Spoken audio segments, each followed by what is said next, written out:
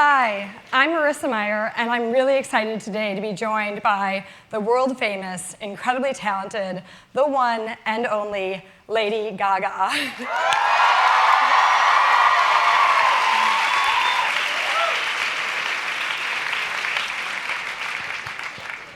At Google, we've seen Gaga build her career by embracing technology, including some Google tools, as well as constantly innovating for her fans. And we're going to get a glimpse behind the scenes to see how some of that innovation works today.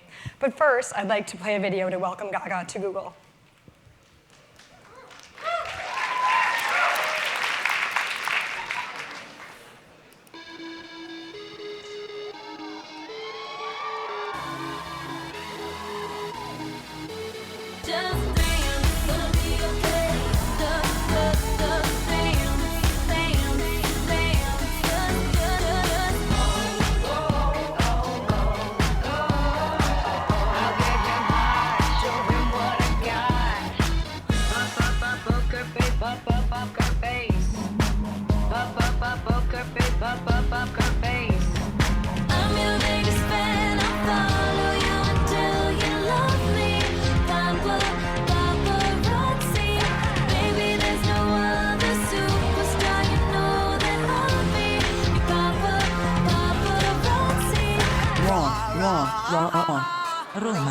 Roma, Udala.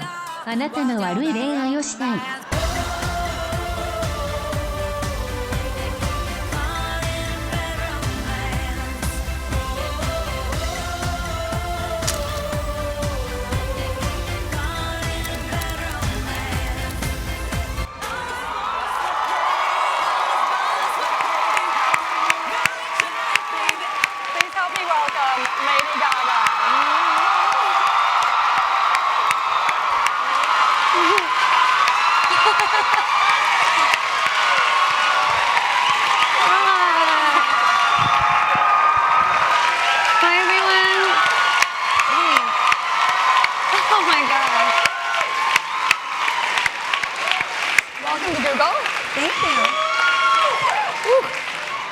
The Google chairs are a little high.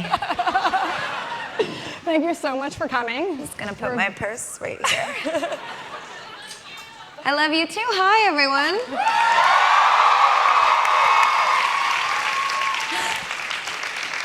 Did you just get out of jail? Yeah. Me too. We are so excited to have you here. I'm so excited to be here. I just want to say before we even begin, thank you so much. This is such an honor. You know, when I was in high school, all my girlfriends wanted to get jobs here. And I wanted to be what they were searching for or putting on the, you know, the side column, what comes up first. I believe that's what my friend Mary Haley does here at Google. So just thank you so much for coming, and I really, I respect all of you so much. I know that there's some really amazing minds in this room and how competitive it is, so thank you. Thank you.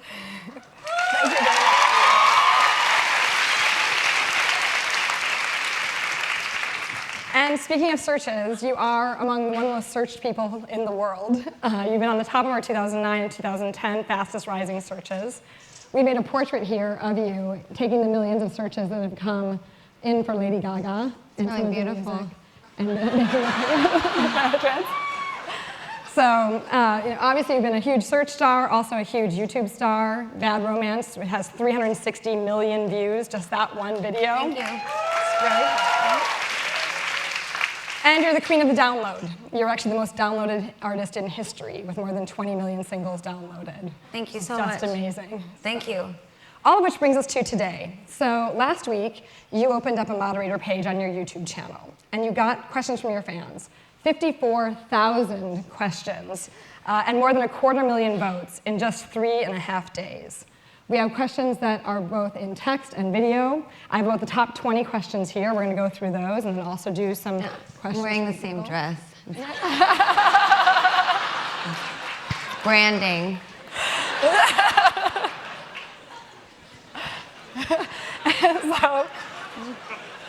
So the first question I'm going to ask came in video form, but it was also going to be my first question. It comes in from a user, A Certain Resonance, and we'll go ahead and roll that video question. Hi, Gaga. Well, my first question that I wanted to ask was, how are you? I remember in one of your interviews you said that that was a question that interviewers never really asked you and actually meant it. And so I wanted to ask you and actually mean it. So how are you?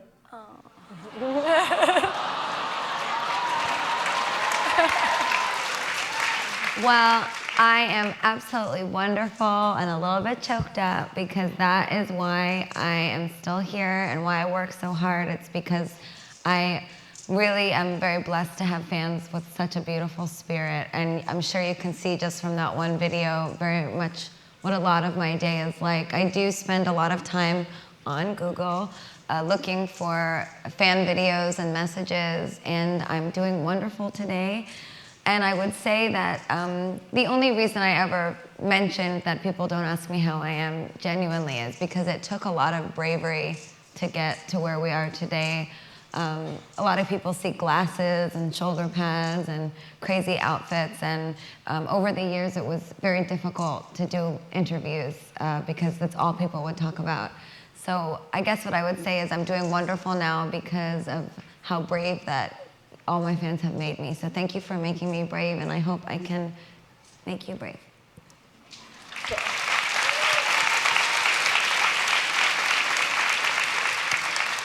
And you're also on tour, so you're performing tonight in Oakland. Yes. And we probably have a lot of people here who are going. And the next question is about your tour. So Gaga Fame 11 from the UK asks, do you have any funny stories to tell about things that have happened backstage at the Monster Ball? There are lots of funny things that happen backstage at the Monster Ball. I don't like surprises, and I don't like pranks. I'm sure you can maybe tell that just from but I don't like pranks. But I actually, with me, have brought all my friends from New York City on tour with me. So I have had very few, I should say, famous acts opening. It's been mostly really underground bands and DJs that I've known since I was 18 years old. So there's a lot of backstage shenanigans. Very often they make jokes about my diet because they know I have to stay fit for music videos, so they'll leave like mounds of cheeseburgers and stuff in my dressing room. It's really awful. Vicious. So going back to before the cheeseburgers, where you got your start, one of your fans, Mystical Maddie from California, asks, where were you the first time you heard one of your songs on the radio? I was in Canada.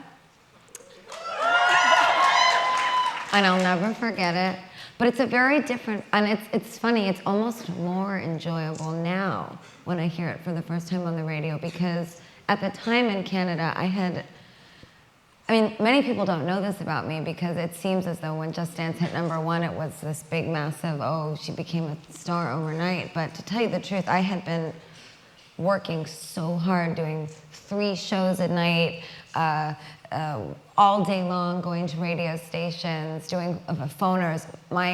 The reason we're here at Google today is because the original campaign for my music and my project began with online and media-based advertisements. So that's really where I began. So I remember I was in Canada and I was really tired and I was about to go on stage at this outdoor performance. I actually think it was in Winnipeg, which is where Maria Aragon is from that video. And I remember I heard it and I started crying, and my tour manager David said, "How does it feel?" And I said, "It's about damn time." And so now when it comes on, it's a little bit more of a gracious, humbling moment. So in terms of other special moments, Song Adelaide from Sheffield, England asks, when exactly was the moment in your career when you realized you were going to be an international superstar? I still don't feel like one. How's that possible? I just know. I know that sounds very silly, but even this morning I was getting ready to tweet that I was coming here today, and I got like 50 freaking emails like, "Don't tweet it, they don't want anyone to know." And I was like, their security. Yeah, well, I guess they were worried for security, but I said, you know, I need to market my record. You know, people need to know where I'm gonna be, and so everyone was saying, well, they know you're gonna be there, just don't tell them when. And oh my gosh, my security is always, they want to shoot me because I will literally leave the house and go to the bodega down the street where I live in New York, and they're like, where are you? Because where I live, I have been hustling for so long that it's more just like, you're home, you know, like everybody's so cool. And I guess even though my first album was called The Fame, that was never the ultimate goal of any of this. It was always that I just really am genuinely a musician to my core. And a lot of people don't know that about me, but I write every lyric, every melody. I'm in there with the producers, whipping them to make the new future of music. And that is why I'm here. I'm not here to be a superstar, but so yes and no. I never ever, there was never a day when I woke up and said I'm a superstar. I'm still waiting for that to happen. Fair enough. So, in terms of formative experiences, Hugs and Kisses XOXO94 from Pennsylvania asked, Love the internet. you said that in school a lot of people bullied you and didn't like you. Now that you're famous, have any of them tried to quote unquote apologize and become friends? If so, what did you say to them? I wouldn't say apologize. There's been lots of concert ticket requests. And I think one of the most awkward things that anyone ever said to me was, well, my, how the tables have turned. But to be honest, I don't have that kind of vengeful spirit in myself, and I never did. It was just more that, you know, and I say this with so much, you know, genuineness from my heart, is that bullying really stays with you your whole life, and it really, really never goes away. And I know you're using words like superstar and most Googled and billions of YouTube videos, but I was never the winner. I was always the loser, and that still stays with me. And do I want to stick it to anybody? No, I just want to make music. So, yeah.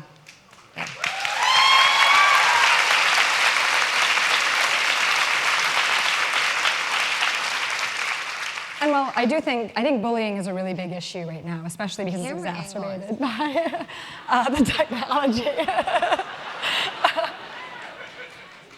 So I'm listening. And so I imagine that Born This Way is a little bit about being yourself and how to overcome bullies. And I don't know if you want to talk a little bit. Yes. What's so funny when I put that song out, because everybody was like, oh, the lyrics are so literal. And I'm like, yeah. When you get bullied, you kind of try to, there's almost this like emotional poetry that you go through in high school. Oh, well, someday, and you just kind of try to hide from it and be the bigger person. But Born This Way is about saying, this is who I am. This is who the fuck I am. You know,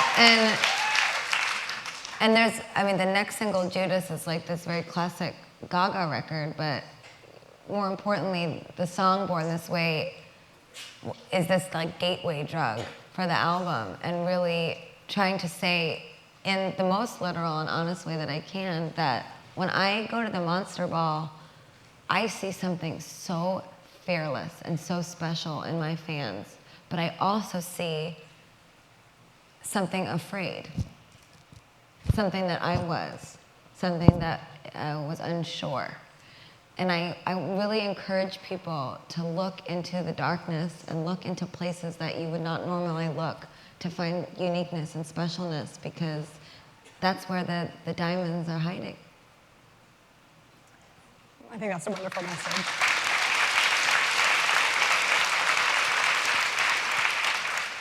And you actually are a very classically trained pianist, jazz musician, and one of our video questions from Leopard Scar 20 actually is about your... Leopard Scar? You gotta love the Leopard Scar. Leopard Scar 20 wants to know a little bit about your training ongoing, so we'll go ahead and roll that video. Hey Gaga, this is Rudy Hernandez, one of your little monsters from Portland, Oregon. My question is I was just wondering if you still took piano training and vocal training to improve your skills. It'd be great to hear you answer my question. I can't wait to see you again here in Portland, Oregon, and pause up. What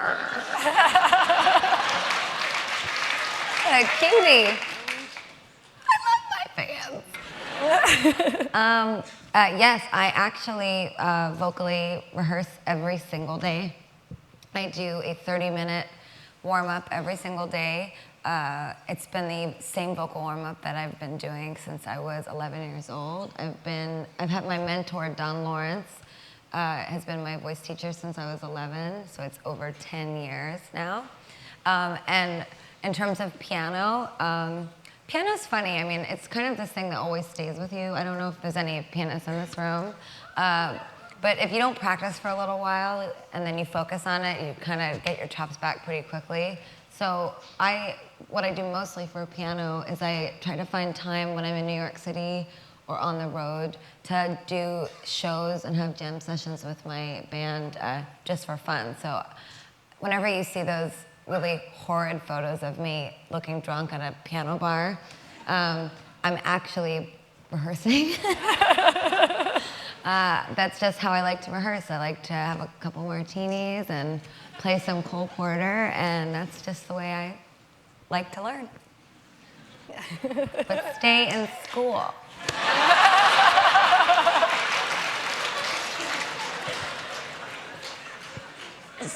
So changing gears a little bit, I actually have a confession to make. So we'll pull a picture up here. I was you for Halloween in 2009. You were? I want to see it. Witch me. And you can see it here. So, fabulous. Chips on my hat. Look at you. So I guess transitioning to your style has inspired so many people. Now, what is it about? Is it because it's a blonde in New York? Blonde, and I have stars on my face and the long eyelashes. Oh, I see. I'm sorry, I don't There's know. poker chips on my hat and from Poker Face. So, okay.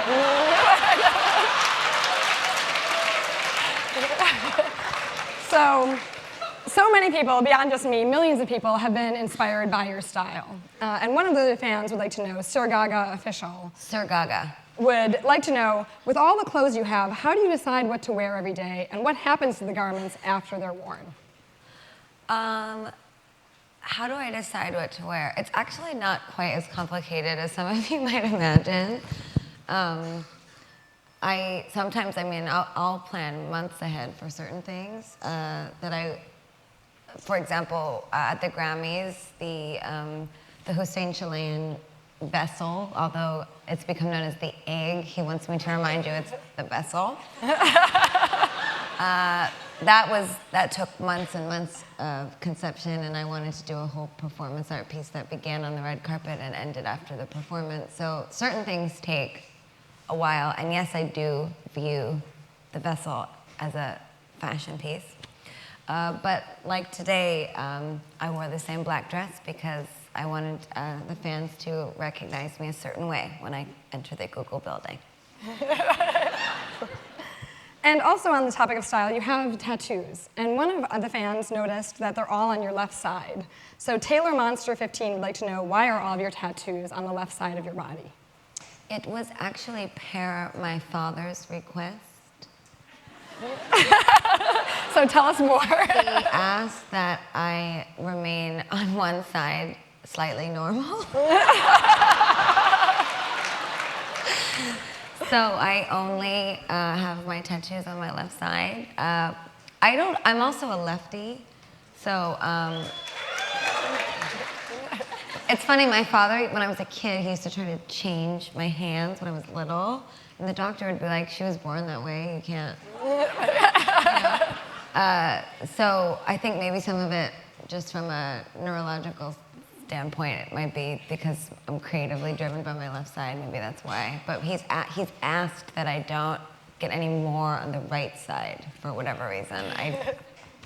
I think he sees this as my like Marilyn Monroe side, and this is my Iggy Pop side. So beyond your style in clothes and tattoos, you also show tremendous style in your videos. And the Strooby-Doo would like to know, how do you come up with your video ideas? Every time I watch them, I'm stunned by the creativity and meaning. I love you, Lady Gaga. Strooby-Doo, you're a little monster. Scooby-Doo? Strooby-Doo. Scooby-Doo! It's good old faithful.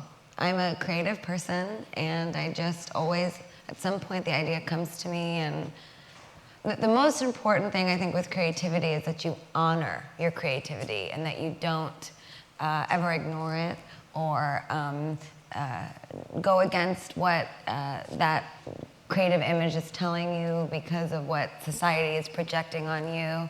I remember when I called Troy Carter, my manager from Amsterdam, and I was like, I want to be on a government-owned alien territory in space, and I want to be giving birth to my own head. I was about to ask about the kaleidoscope. And he was sort of, and I guess, you know, you hear the and he's like, why? And I said, because I see myself and my fans, and I feel that they give birth to me, and I give birth to them, and the eggs symbolize the race of the future, which bears no prejudice. So, you know, I have my own, and I'm like, then I'm showing him Francis Bacon photos, which is like all this, like, you know, bleeding imagery, and he's like, I don't get it, you know. We worked with Nick Knight on that video. If you think I'm bad, Nick Knight is, woo, he is so smart. I'm just like, Nick, I love you, but I don't understand what you're saying. I just really always, like just the other night, last night actually, I was laying in bed and I had this idea for an outfit, and I just made myself get up and I sketched it real fast, and then I went back to sleep. I think it's when you say, oh, I'm too tired, let me just go to bed. That's when the creativity stops coming. It's when you know, if God calls you, pick up the damn phone. Hello?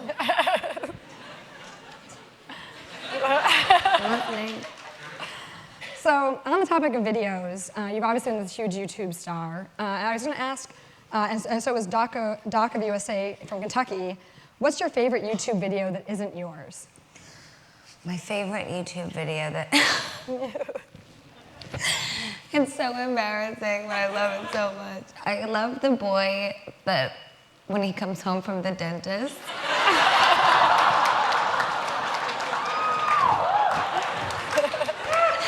I can't, because I always say, whenever I'm really tired before I do the show, I always go, is this real life?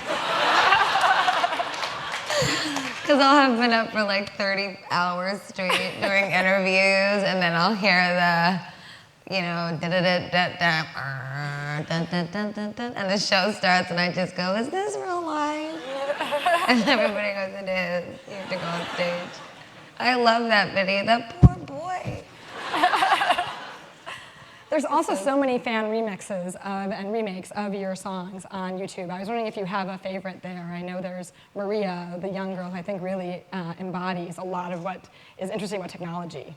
Maria is just so special, and you know, she's like 10 years old, but even 10-year-olds today know how to work a webcam and upload a YouTube video, you know?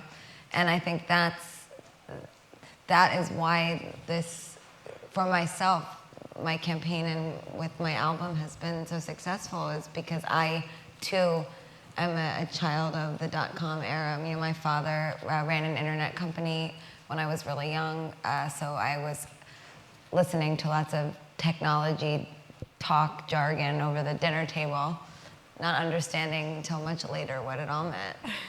But she's beautiful. She's very young, and she has a voice in the world, and she latched on to a song that was very risky for me to put out so soon in my career, but if I could just touch maybe 10-year-olds in the world in every single continent, maybe I could make a difference. Do we have the Maria video? I think it would be good for people to see it. I think we might have it queued.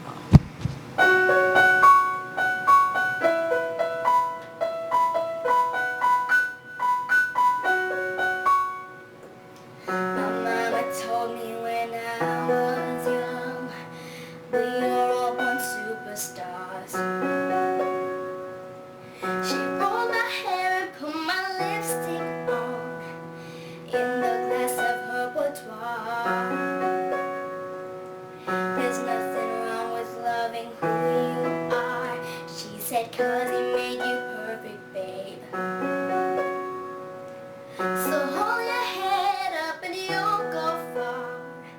Listen to me when I say I'm beautiful in my way, 'cause God makes no mistakes. I'm on the right track, baby, I was born this way.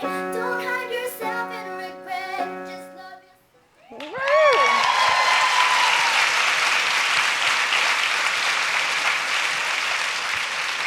She's just so amazing, you know, and it's so, what I would like to speak about is the way that we experience music now. We experience the music through the internet, but it has really great effects, and it also has really negative effects. The great effect is Maria.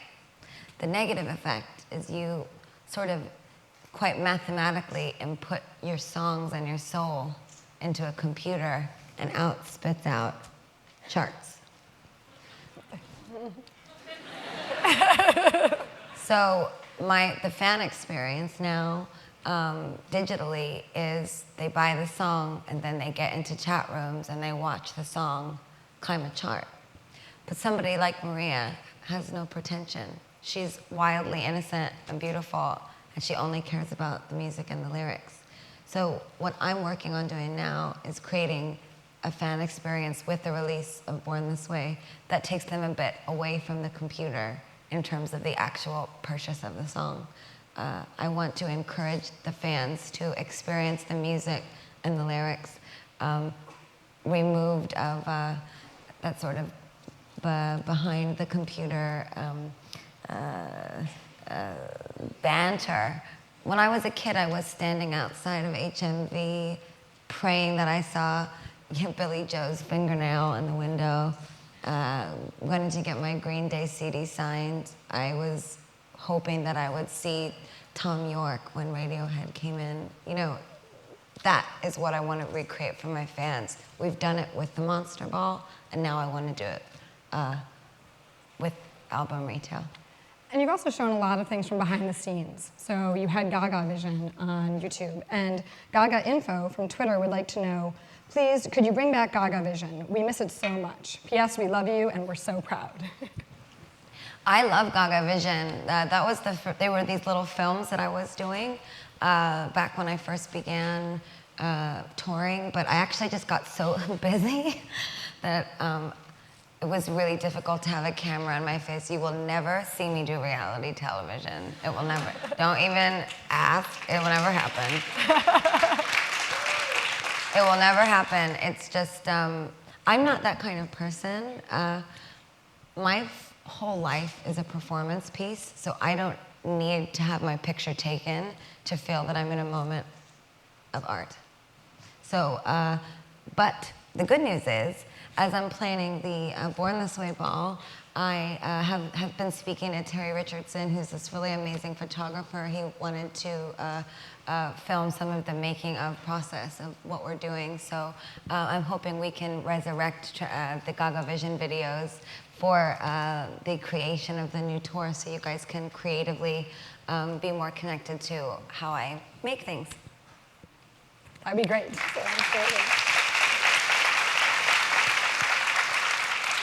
So since we're at Google, this question is apropos. The Juan from Chicago, Illinois asks, have you ever Googled yourself just to see what came up? Yes, of course I have. When was the last time? The last time, well, probably, well, last night I wanted to know if people knew that I was going to be here because everybody was telling me not to tweet. So I Googled and I didn't see enough come up, so I said, well, I'm tweeting. So. solved that problem. So there. Well, you have 443 million hits on Google for Lady Gaga, which basically means you don't have very much anonymity left at all. And I guess Pookie1234 from Colorado asks, are there ever moments the paparazzi doesn't recognize you? I have to be really honest. People that say that they can't escape the paparazzi are full of shit. So let me just be the artist to throw everybody under the bus. And my head of security is standing over there nodding. I don't spend money on houses and lots of cars, but I do spend money on security, and they never find me. So no, it doesn't run my life, because getting my photo taken is not what makes me feel like an artist. It's being in front of 50,000 fans screaming, "I was born this way, baby." That's why I'm here.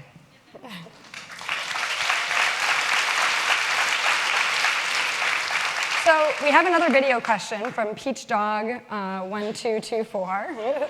As I said, the usernames are great. Peach Dog? Peach Dog, who wants to know a little bit about regrets.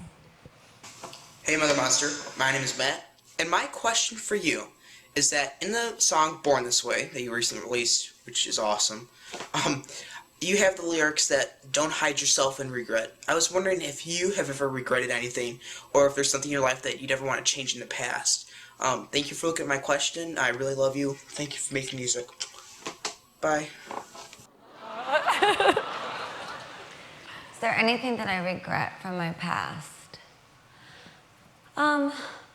Well, I'll begin with the lyric, and I will say, don't hide yourself in regret is don't perpetuate negativity in your life. Don't obsess about the things that you didn't do or the things that you may have not done your best. Obsess about the future. Obsess about today. Think endlessly about how you can pull the inner queen or king out of yourself and let that superstar shine. I don't believe that fame is something that is obtainable. I believe that it's inside of you. It's not something that you can touch. It's not tangible, which is why when I speak about the paparazzi and things, it's very meaningless to me. There are days when I wake up and I don't feel like a superstar, and it's those regrets. You say, did you ever wake up and feel like a superstar? The answer is no. The regret of some days me waking up and not feeling brave enough. Those are the regrets I have, because I have so many things to be grateful for, so many fans looking up to me, and the days when I feel insecure, those are my regrets. I want to always be secure and strong for you, because look at how sweet they are. They're so genuine, and they're listening to the lyrics, you know? And so I guess what I would say is don't obsess over what you've done wrong. Always look into yourself for the answer and be the best you that you can be in the future. And in the same vein, I think that's...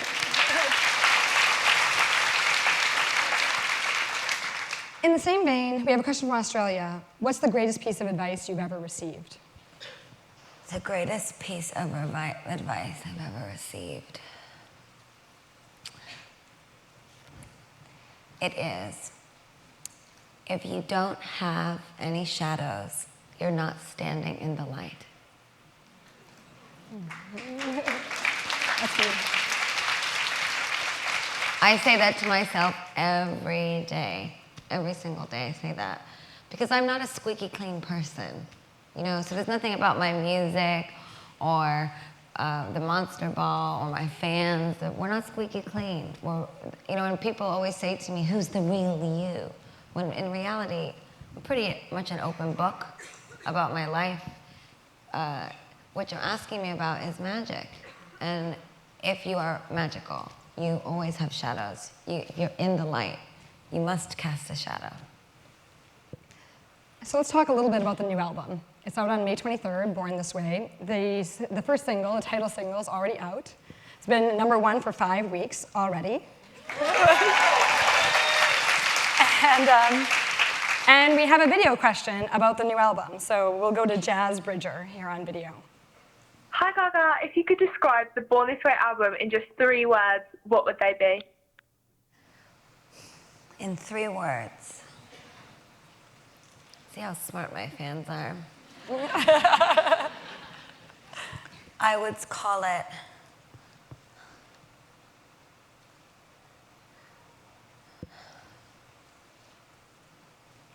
I would use it is one word, I suppose that avant-garde is one word, but I would call it avant-garde techno-rock. Okay. There's a lot of rock influences on the album, but not in a this is a rock music record kind of way. It actually is quite steadfast in that it is an exploration in electronic music and in technosonics, but I have sort of created a genre of metal dance, techno pop music with a lot of rock anthemic choruses, because that is the music that I love. I'm actually really obsessed with Bruce Springsteen. My father used to play Bruce Springsteen records for me all the time when I was a kid, and he was blue collar America.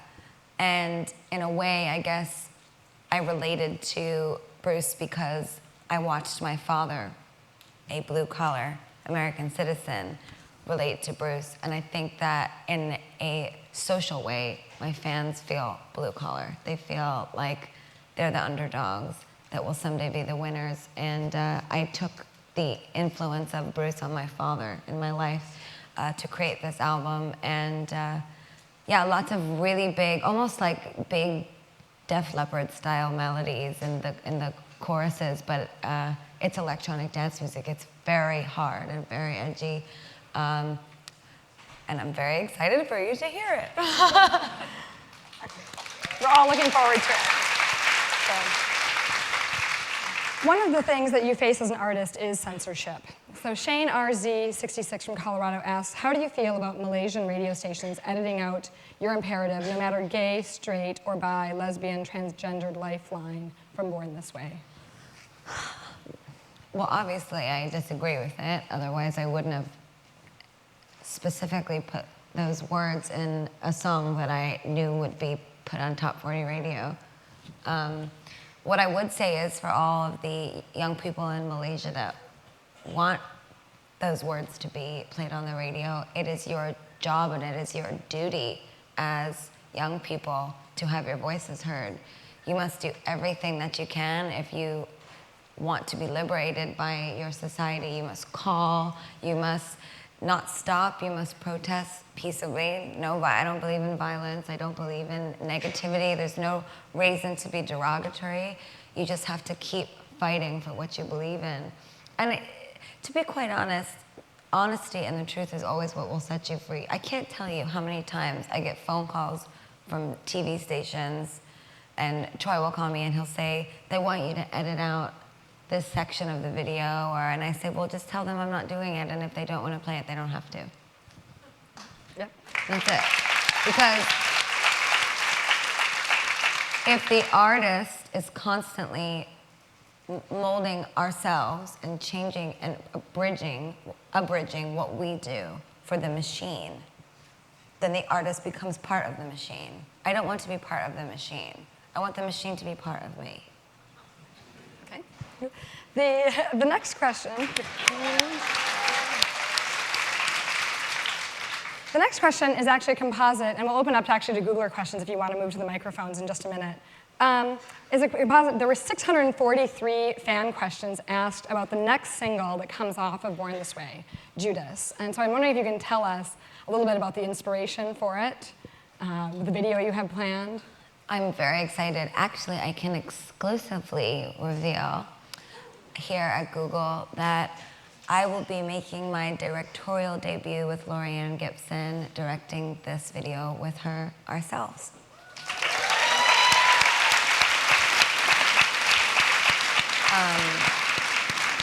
It's no surprise, I'm sure, to many of you that Judas is a man of the biblical senses. So expect to see some symbolism in this video. But the song is about, some of the words in the song I can reveal here are When he comes to me, I am ready. I'll wash his feet with my hair if he needs. Forgive him when his tongue lies through his brain. Even after 3 times he betrays me.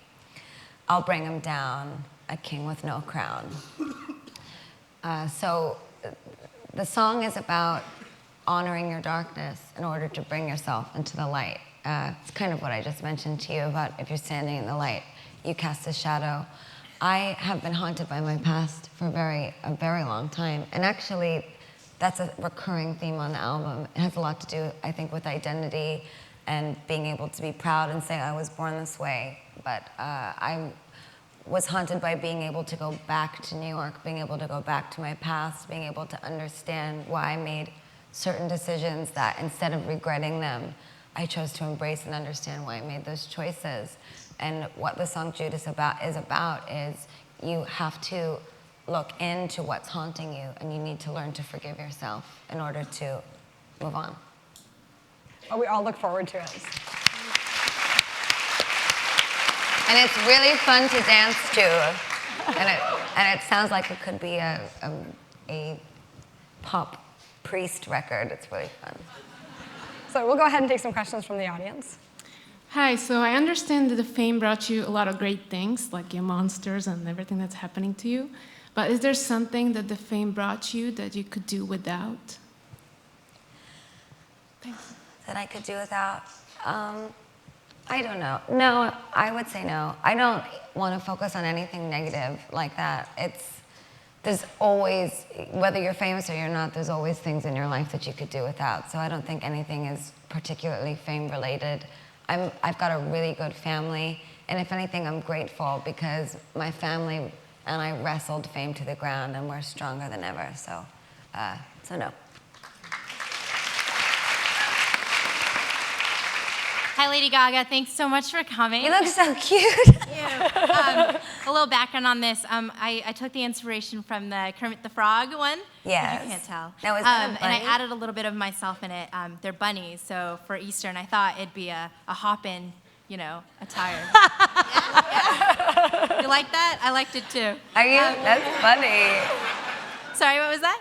That's funny. Oh, thank you. Yeah, so I thought I'd had to, dress up because I definitely wanted to speak to you and give you a hug or whatever. But I think Google as a whole and YouTube and the world is very excited for you to come here and be so candid. So on that note, I'm definitely, really curious. When you're not in the spotlight, when you're home, in New York with your family, what are some of the things you enjoy doing? What do you wear? What do your pajamas look like? Well, I'm actually, I'm very into yoga. So I do a lot of that really, I saw the yoga rooms here at Big Room, not Big Room, at Google. I was like, it's inching my way. But I'm actually really into that crazy hot yoga and 100-degree rooms. It's the only thing that I feel can be really bad at and nobody knows. So I sort of take comfort in the journey of becoming good at yoga because if I suck at it one day, nobody sees it and it's just me. I guess that's the thing about fame that is difficult, is if you screw up, Google is there. So I love yoga. I love cooking. I'm a really good cook, actually, which some of you may not know about me. I love spending time with my mom. I love getting really drunk with my friends at the same bars that we used to go to and listening to AC/DC records. And what do I wear? To tell you the truth, it's very funny because my father quite often is like, can't you just put on this but have you been to any of my shows out of curiosity? No, not yet. You haven't yet. Well, I would say anyone that's seen me live would tell you that whether I'm dressed like this or I'm wearing a t-shirt, I look the same. And I know that might sound silly, but it's not this. that you are responding to anymore. And I keep talking about this because my fans are actually quite blind to my clothes now because they're so used to it that they don't see it anymore. They just see me. And I'm excited about that because I think with this new album, people will wonder less and less what I look like when I'm brushing my teeth. But the truth is I look exactly like I look right now. I just, probably have a Motley Crue t-shirt on and there's a really good-looking guy in my bed.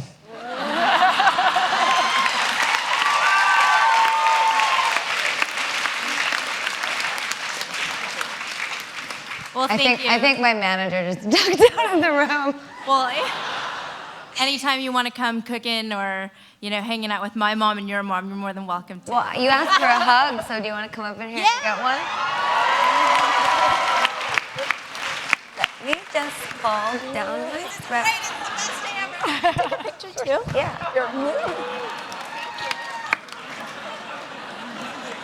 Okay.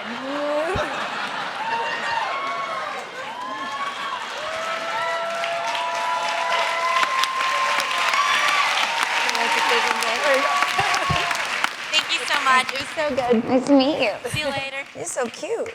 That's a lot of bunnies. I think there's 16. So we'll take a few more questions here. Sure. Hi, my name is Logan. Thank you so much for coming. Hi, Logan. I'm thrilled that you're here. Hi. I'm wondering, have you seen the video called Friday by Rebecca Black? No. So this is the latest internet sensation, and it's this 13-year-old girl who made a video, and now it's online, and everyone's making fun of it and just kind of criticizing it as really cheesy, which it is, but she's only 13. And my reaction to it, or I'm curious about your reaction to YouTube as a forum for new artists and for some of the criticism that maybe young people get for going online, and then on the other side, there's the Justin Biebers who are becoming famous through YouTube. So what do you think about the future of fame through YouTube? I think it's fantastic. I say Rebecca Black is a genius, and anyone that's telling her she's cheesy is full of shit. Thank you. Okay, so over here. Hi, Gaga. Thanks for coming. My name's Hi. Coleman. That's really nice. I think you may have outdone the headpiece. See, now I don't want to laugh because I'm quite certain that sometimes when I enter the room, that's how people feel. But it's really good. It kind of looks like the Chrysler Building. Thank you. I used to be an architect, so.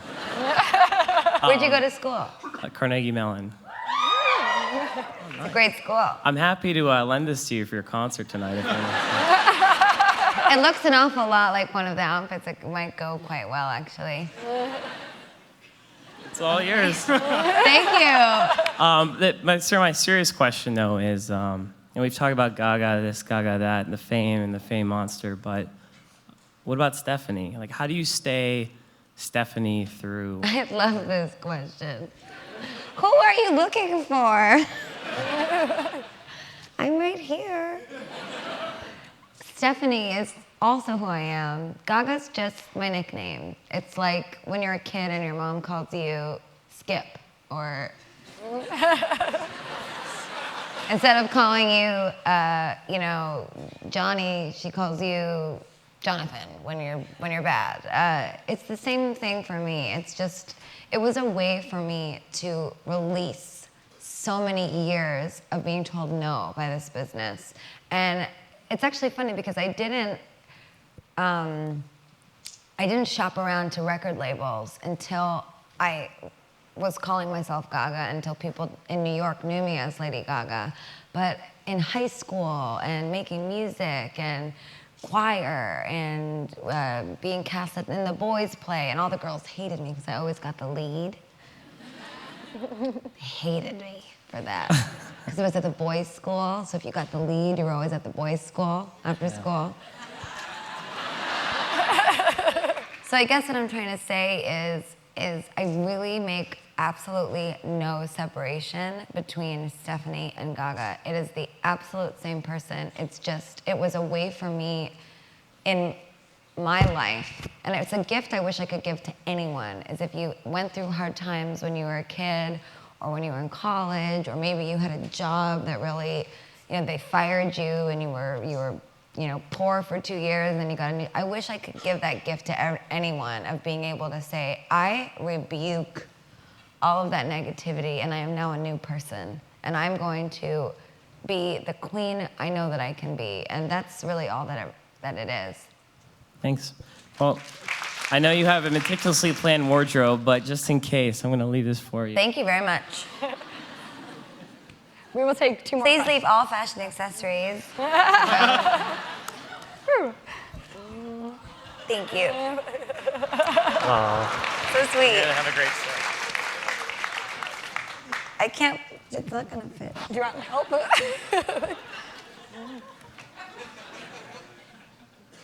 It's not balancing very well. Okay, we'll do 2 more questions. Okay. Thank you very much for coming. Hi. So much of your music is, as you kind of labeled it, the avant-garde techno rock and kind of lends itself towards this really epic sound. And then you take those songs and you make these amazing acoustic versions that are just this polar opposite in terms of the musicality. And I was just wondering if you talk about the process of building those 2 songs out of the same lyrics, same notes, same chords. And is there one that you prefer, like performing? Well, I guess what I would say is a lot of times in my songwriting process, I will begin at the piano. So I will actually write one of the songs on the album that is truly one of my favorites. It's called The Edge of Glory. And it's kind of a sad story, sorry to be a downer, but my grandpa died about 5 months ago, and my dad and I were going to say goodbye to him at the hospice, and I got out a big thing of agave tequila, and my dad sat next to me at the piano, and we just started doing shots back and forth. And I wrote The Edge of Glory on the piano, and my dad and I cried. And the song's about your last moment on earth, the moment of truth. The edge of glory is that moment right before you leave the earth. So that song can be played on the piano, but it's actually set to this giant, huge techno rock, Springsteen-esque dance beat. I actually had Clarence Clemens from the E Street Band come in and play saxophone on it. It's fucking beautiful. And I do that with a lot of my songs, but it's funny, it's so interesting to hear your perspective on it, because that is really what I wanted to do with this album, is I wanted to show my abilities as a songwriter. So a lot of the songs are like that. There's really no song on the album that can't be played at a piano acoustically. It's all about the songwriting. It's all about my abilities as a writer from a melodic perspective, and I co-produced every song on the album. So sonically, it just smells like me, if that makes any sense. So I guess what I'm trying to say is, in my opinion, all good music can be played at a piano and still sound like a hit. Thank you very much. And one more question here. Hi, I'm Chris. Hello. Why do I feel like some of you were coaxed into doing this? Well, because we were promised we would get a prize if we were the best dressed. Oh. So I'm hoping to win. So you get $200 after you take those balls off, huh? They're actually loofahs. But They're what, loofahs? Loofahs. I'm sorry, I take my glasses off? Yeah. You can take a really fancy shower then after this. Okay, so I forgot my question because I'm nervous, but but I wanted to ask you, after hearing you talk, you have a very positive look on life. So I was just kind of wondering where that came from. What happened in your life to shape that? Because not many people are like you and can always rebuke things that are bad and always look to the good. Well, my mom. I have a really good mom. She really was there for me, and she always taught me to be very gracious. My mother is the kind of person that will give you the shirt off her back if you're cold, and that is how I was raised.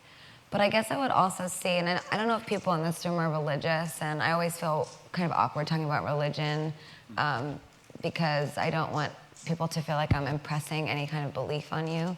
But I do believe that God comes in many forms, and I don't believe that we know what he looks like. That's something that I actually address in Judas. But I see God in my fans.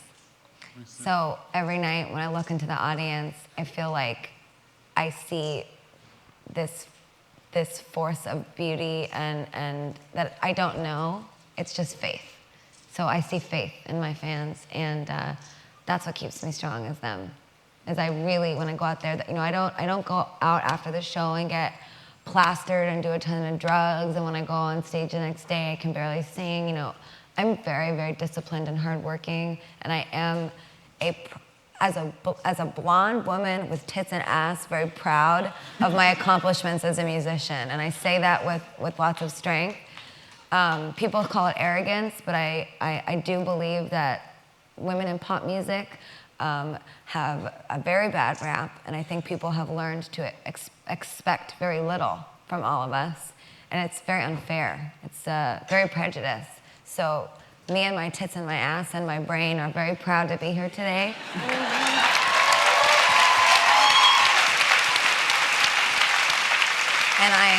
And I truly see God in my fans. They are who I worship, is what I'm trying to say. And I believe what you worship in your life doesn't have to be religion or an institution or a certain kind of God. It's just, you must worship your faith. Perhaps I'm speaking in my own Gaga tongues, but I worship my fans, is what I'm trying to say. They are my religion. That makes sense. One more thing. I'm sorry to ask, but can I have a hug too? This is like one of my dreams. I love your music. I love you too. It's okay? Yeah, go ahead, ask me. Oh, I thought he was asking me another. Oh, yeah, come on. Hug. Yeah. I'm not gonna say no. I love so much.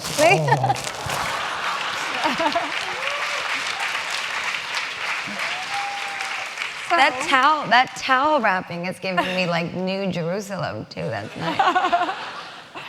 So if I'm not mistaken, next Monday, March 28th, is your 25th birthday. Yes. So happy birthday. Thank you. And you can tell. Can I just keep telling people I'm 24? We won't tell. Google might, but we won't. But we have a surprise for you. As you can tell, there's many people in the audience who are dressed up in their best Gaga garb. And we've handed cards to a few people. So one of the people who got a card before the show come up, and we're going to have you critique the best Lady Gaga. Thank you. Oh my goodness. Hi. Well, I can't really. Do you want to come on here? Guys? Yeah. Hi. Can I hug all of you? You're awesome. That's really good. Hello. Yeah, thank you. Thank you. Hi. Hi. Hello. Hi. This is interesting. It's very Yves Saint Laurent. Thank you very much. In the 60s. This is an ammunition belt from World War II. Wow. Yeah, I thought you might appreciate That's heavy. Nice boots. Hi. Hi. Nice to meet you. You look beautiful. Hi. You know what's so funny? Is when I was on my first record label. Go ahead, you can go back. I'm sorry. She's like. When I was on my first record label, Def Jam, not to bring up a sour story, but I sent all of the employees at Def Jam disco balls that I hand-painted myself, like that, except I wrote Gaga all over them. And I sent them huge bags of candy from the dollar store with these disco balls that had my name on it. And I got dropped like a month later, but I just remember someone called and told me that everybody in the office was like, who sent all these gummy worms and disco balls that say Gaga? I hand-painted those suckers. Every one of them. Shady. Okay. Well, this is very good. And this is very good because it looks almost exactly like my Terry Mugler-inspired outfit from the Fame Ball, the very first Fame Ball. This is amazing because it looks just like the telephone video. However, I have to say that the mark of a true Gaga fan is always thinking forward, and that is you. It's very detailed. It's very detailed. The ponytail looks perfect. The shoulder pads on the, you did a nice job with the duct tape. And that is exactly, it took me an hour to get my makeup done for that. And it's 15 minutes, see? That's a real glamour girl. Well, congratulations. Thank you so much. You are the winner. Thank you, guys. And as we heard, Gaga's performing in Oakland tonight, so all of our couture competition people here on stage will all get a pair of tickets to the concert tonight. And here, you can have the riding crop. You look really, really wonderful. It's really that setup was just to explain it a little bit. Sure. Rico, who's in the video with me, he has the same. He's tattooed that way. I read that last night. Yeah, he's really tattooed that way. And I asked him, you know, when we were on the set, I said, why did you get? It's kind of like a weird, funny question, but why did you tattoo yourself this way? And he said, bazooka gum. I said, what do you mean bazooka gum? And he said, well, you know how bazooka gum comes with those stick-on tattoos? He said, I really liked them and I loved punk rock when I was a kid, so I just used to listen to punk rock and put bazooka gum tattoos on, so I tattooed my face like this. So that's why we chew bubble gum in the video. But I wanted to tribute Rico because I believe what this look represented to me was that I will not allow society or critics dictate my beauty. I tell you what I believe is beautiful about me. Every person defines their own beauty for themselves. So that's what that makeup represents to me, is that Rico was defining who he is in an artistic way and not relying on society to tell him what makes him valuable.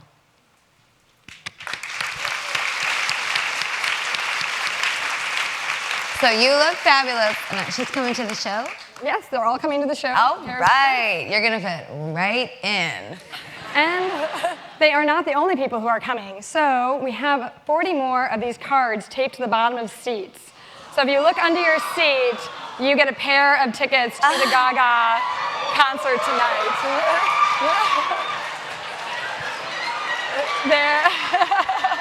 There are instructions on the back as to how to pick up. So cute. And just more and more getting found over here. And just so no one leaves empty-handed, we actually have special edition Google Goes Gaga t-shirts for everyone here. They are in Benghazi in Building 43, starting at 3 o'clock, so they're there now, so you can stop by there on your way leaving. And I just want to say a big thank you. A thank you to the House of Gaga for making this happen. There have been an unbelievable number of people here at Google who have helped out, but mainly Andrew Schulte, who was one of Gaga's college mates, and along with Trish Crowley and actually, and our whole. Some of you don't know this, but Andrew was an RA at 3rd North where I went to college, and he wrote me up for drinking in my room. And she came to Google anyway. So, we go way back, Google. And I just want to say a huge thank you to you from all of us and from your fans. Thank you so much for being here today. Thank you.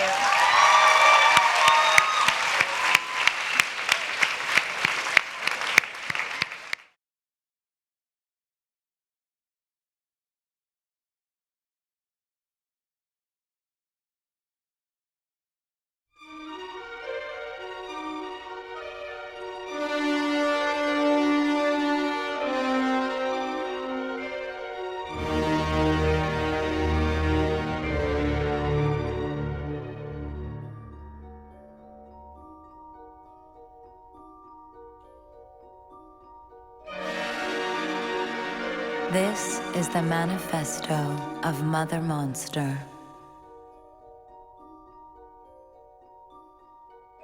On Goat, a government-owned alien territory in space, a birth of magnificent and magical proportions took place.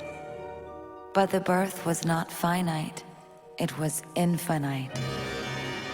As the wombs numbered and the mitosis of the future began, it was perceived that this infamous moment in life is not temporal, it is eternal.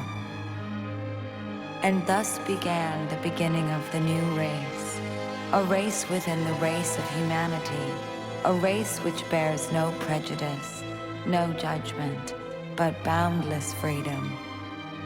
But on that same day, as the Eternal Mother hovered in the multiverse, another more terrifying birth took place, the birth of evil.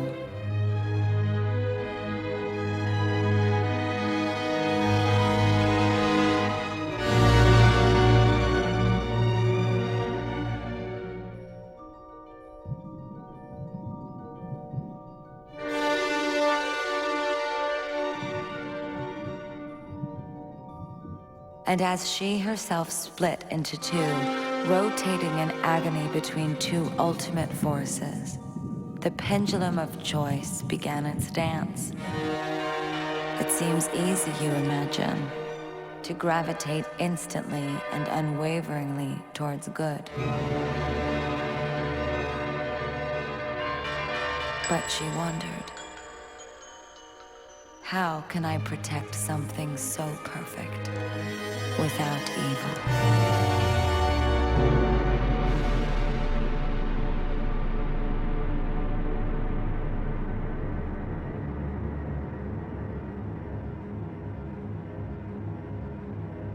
It doesn't matter if you love him or capital H-I-M.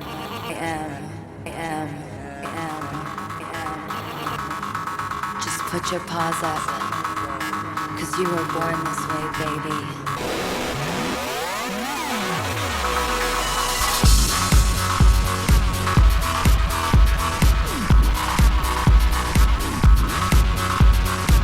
My mama told me when I was young, we're all born superstars. She rolled my hair, put my lipstick on, in a glass of her boudoir. There's nothing wrong with loving who you are, she said, 'cause he made you perfect, babe. So hold your head up, girl, and you'll go far. Listen to me when I say I'm beautiful in my way, 'cause I make no mistakes. I'm on the right track, baby, I was born this way. Don't hurt yourself and regret, just love yourself and instead. I'm on the right track, baby, I was born this way, born this way. Oh, there ain't no other way, baby, I was born this way. Baby, I was born this way, born this way. Oh, there ain't no other way, baby, I was born this way. Right track, baby, I was born this way. Don't be a drag, just be a queen. Don't be a drag, just be a queen. Don't be a drag, just be a queen. Give yourself prudence and love your friends. Subway kid, rejoice the truth. In the religion of the insecure, I must be myself, respect my youth.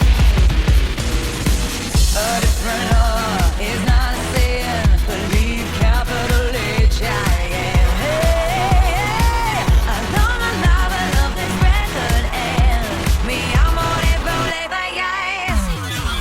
I'm beautiful in my way, 'cause I make no mistakes. I'm on the right track, baby, I was born this way. Don't hurt yourself and regret, just love yourself and instead. I'm on the right track,